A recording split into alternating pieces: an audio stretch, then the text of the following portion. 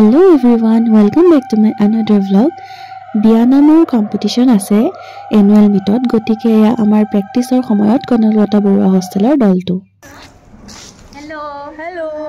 আমি এতিয়া বিয়ানাম গাবলৈ যাও তাৰপিছত আকৌ ইয়াতে হি লগ পাম প্ৰাইজটো লৈ পেলাই সো কনফিডেন্ট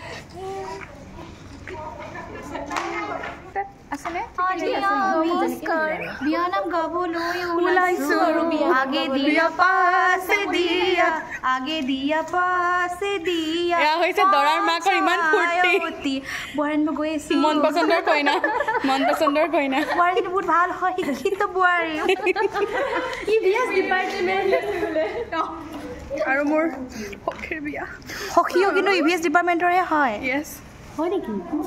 মই বাক লৰ বুলি ভাবিছিলো কি ভাবিছা কাকমু সেলফি বাইদেউ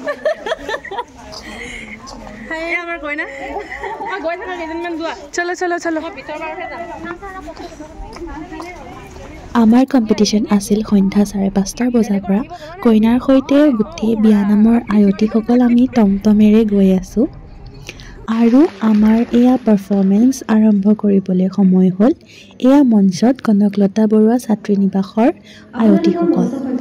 আপোনালোকে বিয়ানামটো উপভোগ কৰক শেষত জনাবলৈ নাপাহৰিব কেনেকুৱা হৈছিল